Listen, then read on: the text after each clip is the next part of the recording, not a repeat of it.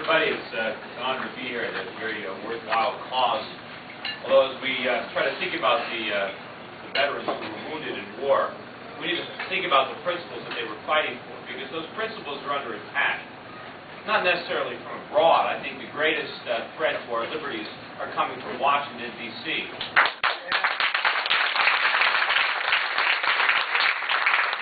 People in Washington that understand this and are committed to bringing an end to it.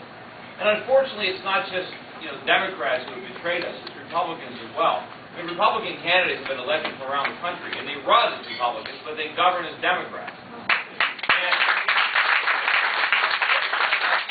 in many respects, the Republicans have done even more damage recently than the Democrats. If it wasn't for the big government policies advocated under George Bush, Barack Obama could not be getting away with what he's doing. The problem is he's continuing the George Bush agenda.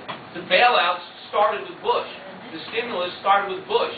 And it's very difficult for Republicans to criticize this when they were so in favor of it just a few years ago. So we need to send people to Washington who have been outside the political spectrum, because this country is on the verge of an economic disaster. It didn't just happen. A lot of people think that the economic crisis is past. And as one of the few people that actually accurately predicted the events of 2008 and 2009, I can tell you that it's only just begun.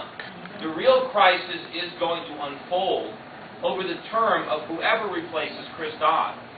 And I think it's important that there be somebody in the United States Senate that understands why the country is in so much trouble and will actually fight to change it, to do something about it. Everything that's been done under the name of stimulating the economy has actually worsened the problem. All Barack Obama has done is dig the hole deeper that he inherited from George Bush, rather than trying to get government out of the way so that we can solve the problems that were created by too much government. We've expanded. The problem with our economy is not that Americans are spending too little. They're spending too much.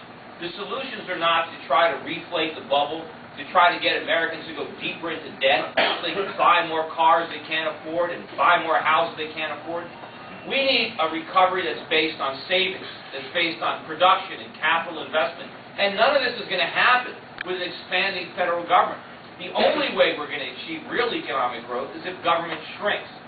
We don't need lower interest rates, we need higher interest rates. But as long as we have cheap money, we're going to keep making the mistakes of the past. When before George Bush left office, he said he blamed the economic crisis on Wall Street. He said Wall Street was drunk. Well, he was right in the fact that Wall Street was drunk, but it wasn't just Wall Street. The whole country was liquored up. The question was, how'd they get drunk? Where'd they get all the booze? They got it from the government. Alan Greenspan was the bartender.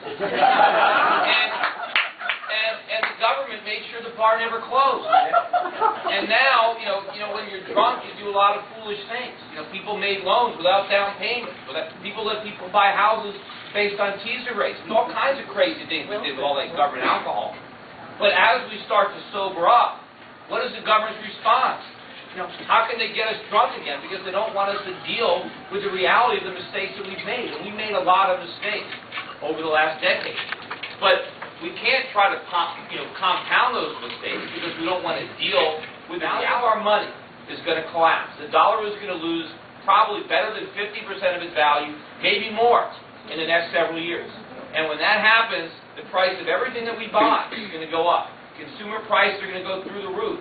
Long-term interest rates are going to go up dramatically, and so will unemployment. We're going to have double-digit interest rates, double-digit unemployment, and double-digit inflation simultaneously. So we think it's bad now. Just imagine how bad it's going to be. And what is the government going to do? Because right now, everybody blames capitalism. Everybody blames freedom for the mistakes made by government. And the solutions right now are always, we need more government to solve the problem. And that's like you've got this roaring fire, and the only thing the politicians know is that we need to throw gasoline on it to put it out. And the more gasoline they throw, the bigger the fire gets. So if we don't have people in Washington in 2010 and 2011 that understand that that's not how you put out a fire, right? It's going to engulf the entire country. Who knows how many more liberties and how many rights we're going to surrender when that happens. Because whenever there's a crisis, we lose more liberty. That's how government grabs power. Look what happened after 9/11. Look at the Patriot Act. Probably one of the most unpatriotic pieces of legislation ever passed. Probably the worst piece of legislation in my lifetime. The government never could have tried that through Congress if it wasn't for September 11th. Look at what's happening now with the health care bill, with cap and trade. These things wouldn't happen if there wasn't an economic crisis, a crisis that was created by the government. And they try to tell us that it was a lack of regulation. It wasn't a lack of regulation. It was too much regulation. It was the moral hazards caused by government. It was 1% interest rates by the Federal Reserve. That's what did it. And if 1% interest rates gave us the housing bubble and the bust, and if the $300 or $400 billion deficits of Bush produced this recession, what are going to be the consequences of the Obama-Bernanke stimulus? Now we have interest rates at 0. How much damage has that done? We're running budget deficits of $1 trillion, $2 trillion a year.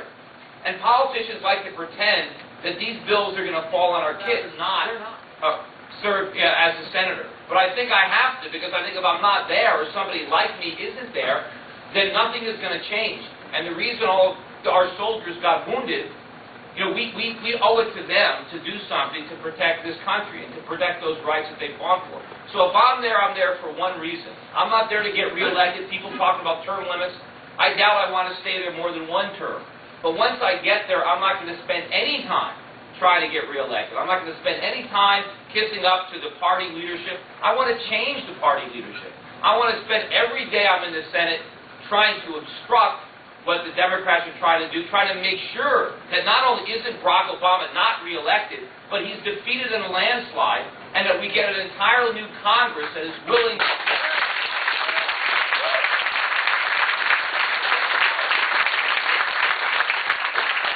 Career politicians will never solve these problems. Because to a career politician, the only problem is how to get reelected. I'm running to tell the truth. I don't know if maybe this is probably the first time in politics that someone's trying to get elected, to be honest. And we'll see if it works. But we can't keep promising something for nothing. We can't keep pretending that the government's got a secret cure for all these problems. It doesn't. All the government can do is make the problems worse. Yep. Only individual Americans, entrepreneurs, private capitalism can dig this country out of this hole. Anyway, I hear somebody point out my time is up.